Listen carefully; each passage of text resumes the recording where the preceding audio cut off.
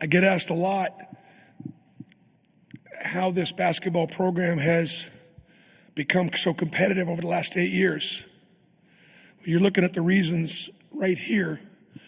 But for me, I believe it was God's plan to give us this success beyond what we deserve, to give us this platform, to give me an opportunity to just start this press conference really briefly and remind the world that Eden Alexander is still held hostage in Gaza right now.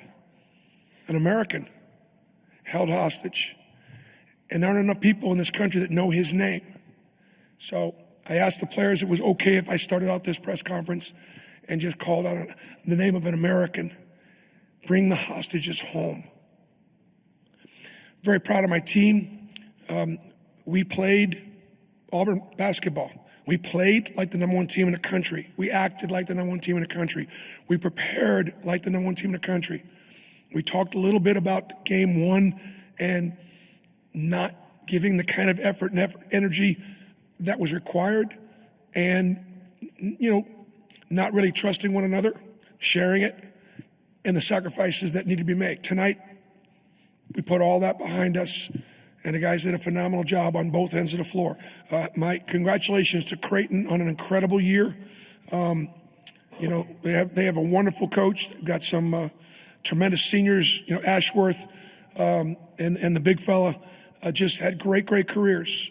But this guy sitting right there in the middle, Denver Jones, I've been telling everybody he's one of the best defensive guards in all of college basketball, and he proved it tonight with the effort and energy that he put forth, and obviously making it really hard for their best player to get any kind of open looks. And this guy right here to my right is fearless. And seniors on this team trust him, and so does his coach. And that guy down to the other end, you continue to see night after night while he's the National College Player of the Year, in my opinion. So it's all about these guys right here. We'll take questions for the student athletes now here on the end in the front row on the left.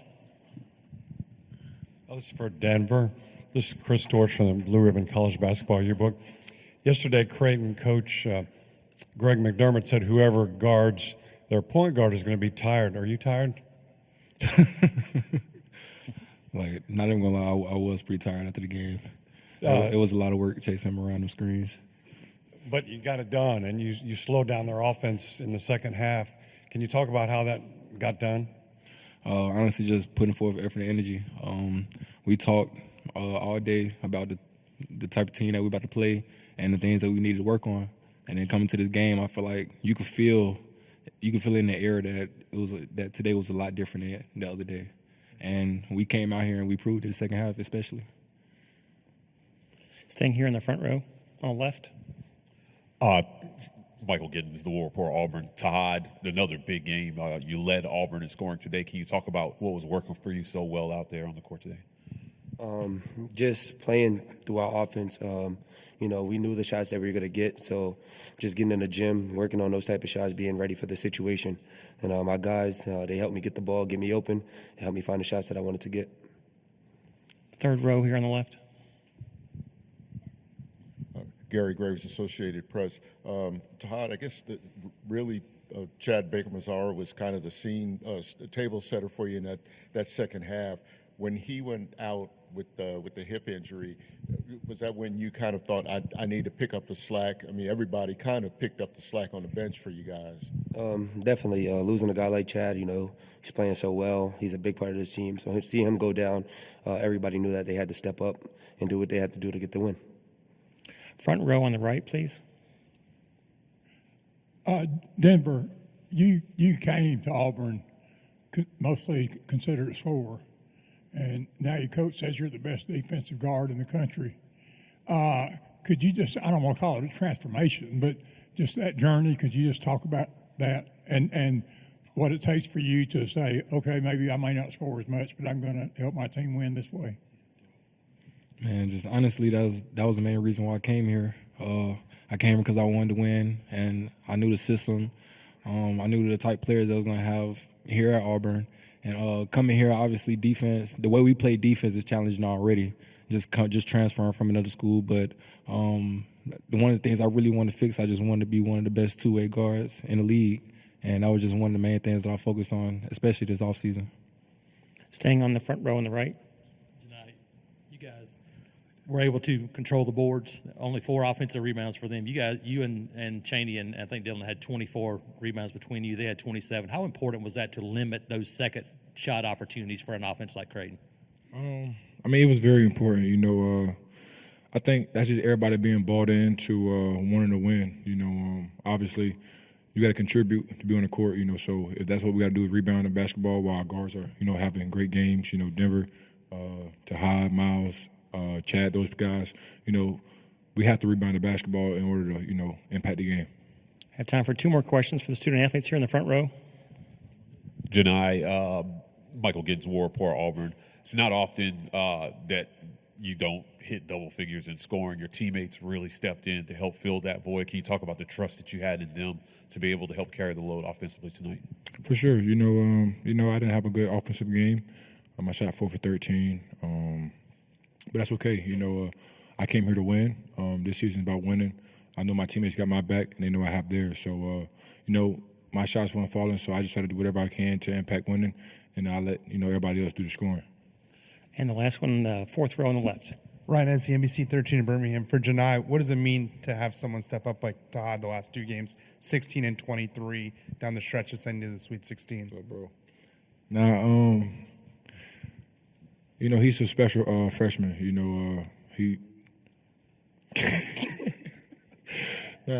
He's a special freshman. He understands the game. He's learned a lot from the older guys, and he knows when the time that we kind of need him to step up, and he steps up to the challenge. A lot of the times for us. But that's what you expect out of a guy like him. Thanks for your time, guys. We appreciate it. Congrats. Happy birthday, Mom. Had to get that out there. Okay, questions for Coach? 4th row here on the left. Ryan Hennessy, NBC 13 in Birmingham. Bruce, I know the job's not done yet, but we've talked about this getting to the second week. What does that mean to you to get to this Atlanta regional? Well, as I said yesterday, Thursday was the first NCAA win for a lot of our team, a lot of our guys. We haven't been past the first weekend since 2019 when we got to the Final Four. So being the number 1 overall seed, obviously would have been really disappointing if we didn't do it again. We got upset by Miami as the 2 seed a couple years ago with a great team with Walker Kessler and Jabari Smith. But we played a team in Creighton tonight that is as good as the teams that we'll see in Atlanta. And whether it's, whether it was Michigan or Texas A&M, or I'm not even sure who the other 2 are, Michigan State. Who does Michigan State play? New Mexico? Okay. There'd be great teams in Atlanta, but we knew that Creighton was going to be as good as anybody we would see on the road to the Final Four. I feel that way. So hopefully this is something that we can build on. Here in the front on the left. Coach, he got hurt early into the second half, but Chad Baker-Mazara scored 12 points in 6.5 minutes to get you started. Can you talk about the effort that he gave you in a game that you won ultimately by 12 points? Yeah, Chad was being guarded by a freshman, and Jackson McAndrew, who had a great offensive game, but Chad had the advantage, and we were able to get him in a ball screen action where he was able to turn corners and get downhill, and score the basketball. And I thought in the first half, where we weren't shooting a very good percentage, the guys were going downhill, and I don't want to say they were trying to draw fouls, but we were winding up being on the floor, and the fouls weren't called, and that was not good. I thought in the second half we stopped that, and we just went down there and tried to get buckets. And Chad, obviously he's a $175 soaking wet, and he's got a bony ass, and so when he lands on the ground, bam, it's wood on bone. And so he probably got a pretty good bruise. Hopefully that's all it is. Front row on the right.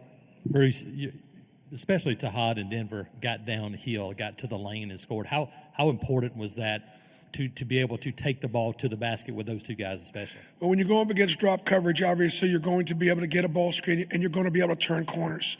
Creighton does a great job of funneling everybody to the rim, to the shot blocker.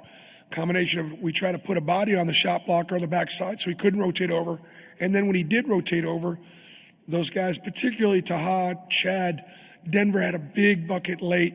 We're able to get in the lane and make buckets. And then we had some backside rebounding there to take advantage of the shot blocking. So it was a very simple game plan. Stephen Pearl had the scout tonight, and he had an absolutely masterful game plan.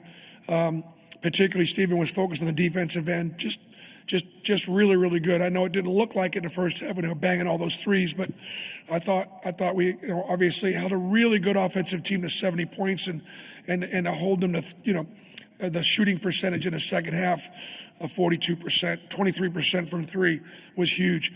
And then Mike Burgermaster, my offensive coordinator, we had a real good feel for, depending upon where the big fella, who he was guarding, about what actions that we wanted to run to be able to get open shots and to be able to get downhill.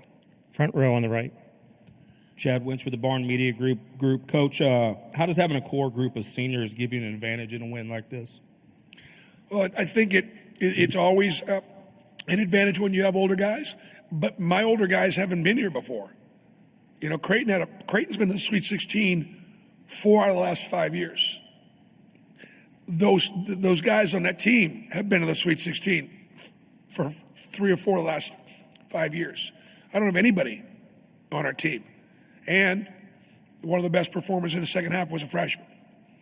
So some of that experience thing, it's important, but it wasn't the factor tonight. Third row here on the right. Sorry. Yeah, Bruce, Ben Baby with ESPN. What changed in the second half, keeping their point guard and McAndrew? They went off in the first half. Y'all seemed to limit them in the second half. What did y'all do defensively to make sure that the ball got out of their hands? We really worked harder at getting our bigs up to the level. Like even when we talked about in the first half, our bigs were still playing too far back from their men and not able to get out there and impact those ball screens and keep Creighton on the perimeter. I would say fatigue could have been a bit of a factor in the sense that the way we guard kind of makes Creighton have to work really hard to get open and to get looks, and it does take its toll a little bit. I thought our physicality on the rebounding and our physicality just being bodies on bodies. I think they were a little fatigued in the second half. Third row here on the left. Kind of following up on that, first, Gary Graves, Associated Press, but following up on that, what was the one thing that you saw in the first half that, I guess, in the absence of your shooting, you were getting rebounds and stuff? Did you just kind of tell them, just go to the boards harder and good things will happen on the other end? The halftime talk was easy. Guys, they've banged 9 threes. We've missed a couple of inside shots. We're shooting 30-something%, and we're down, what, a bucket? Are you kidding me? Creighton's got to go into the halftime going, how are we only up 2 points? We shot well, we executed well, we made 9 threes. We should be winning by double digits. But we made some offense out of our defense, and we were more dominant on the boards, particularly got some big offensive rebound baskets. So we found a way to try to manufacture enough points to still be in the game. I thought we were in great shape at halftime, considering how well Creighton played, and the margin was what it was. Try to get 3 quick ones in here. Front row on the left. Yeah, Bruce, Ed Peak, CBS News. They wanted to know, and I already sent that piece about the hostages. Forgive me for not doing my homework on this, but what made you say that and got you to? Do you have friends, or is it anything that you? I think what made me say it is, again, it starts, with my faith. And it starts with answering the question, why has God blessed Auburn and this basketball team the way he has all season long? And honestly, it's to, I think, put us in a platform of, in this case right now, myself as a Jewish American who loves his country more than anything else in the world. My grandfather came over here at 11 years old in 1929. He became a citizen when he was 32 years old. It was the greatest day of his life. This Jewish American loves his country more than anything else. At the same time, over in Israel, that's our ancestral homeland for the Jewish people. And it's under attack. It's under attack. It's under siege. and all it wants to do is live in peace with its neighbors. And you know what? There are some Arab countries that are actually wanting peace with Israel right now.